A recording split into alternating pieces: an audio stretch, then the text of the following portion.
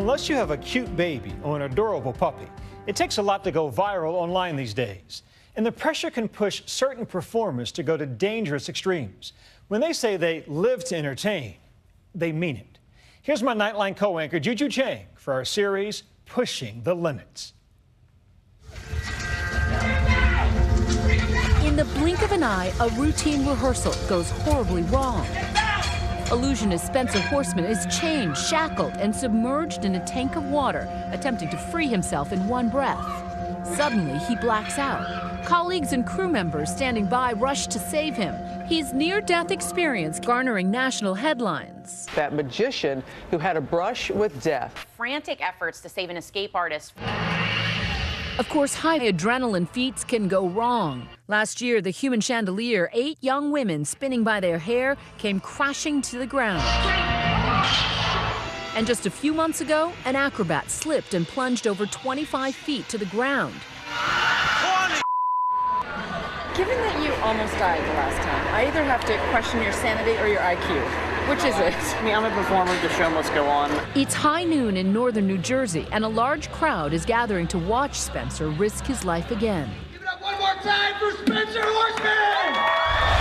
It's billed as completely unscripted and unpredictable entertainment, all to thrill increasingly skeptical audiences, pushing the drama and danger to its outer limits. So it's easy to wonder if his near-death episodes are just show antics. And there are going to be 4 bars that go across the top of the box, keeping the top closed and a lock on each one of the bars. This is the first time he's attempting the stunt outside. Physically, how do you train for it? So I have asthma, so for me, So this is the perfect trick for you. So for me, it is a big focus on my breathing. Risking one's life seems to come with the territory for Spencer, and perhaps the crucial ingredient for audiences who have come to expect it.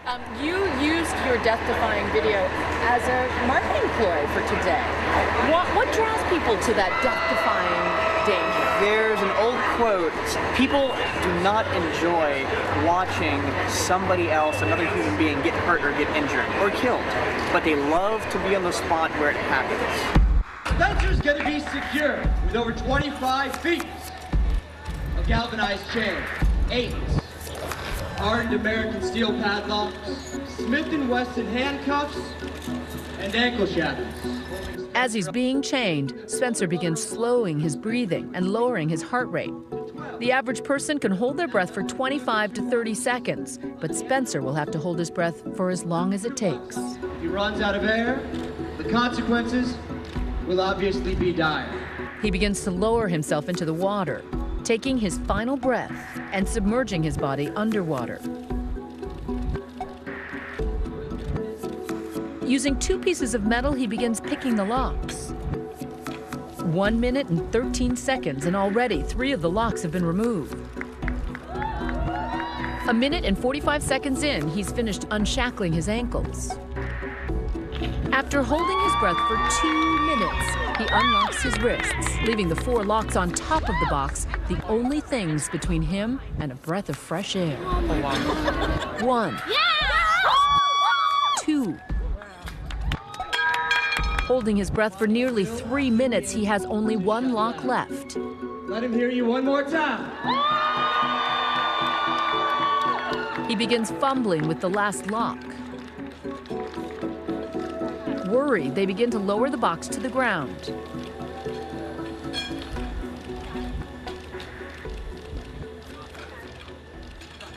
The guys rush to free him from the box.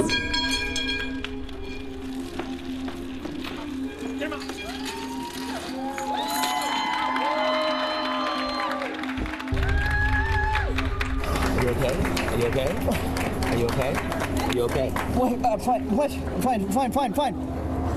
What's wrong? I feel fine. You're cold. You're shaking. The paramedics have come over. Love you, Spencer! They're taking him to the hospital. start to make you question, like, are these undue risks? Are these risks maybe they shouldn't take? It doesn't matter if it's undue, they're never going to stop. They're never going to stop. Skeptics saying the mishap was all part of the publicity stunt. Writing on social media, can we believe illusionists?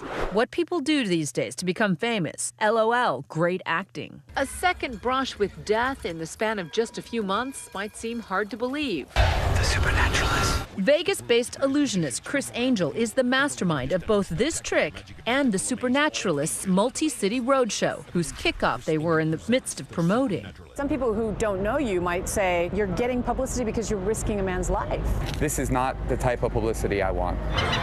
At the Coney Island sideshow, risk of bodily harm is ever present. Ray Valens is the resident sword swallower. All right, let's do it.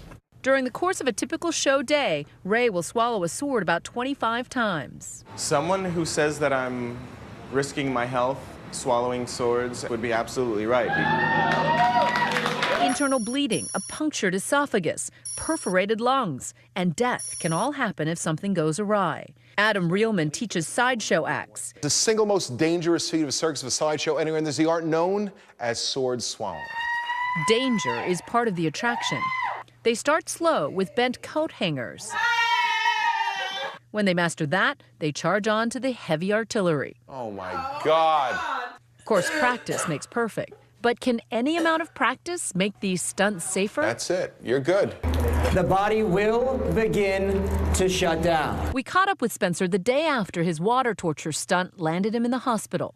So walk us through what happened. Started getting lightheaded and getting a headache underwater. I remember opening the last lock, but then, for whatever reason, not fully getting it. What he finds most agonizing is the failure. I take pride in what I do. If I fail at one of my presentations, then I failed as a performer. But for Spencer and others like him, this tango with death is part of the job.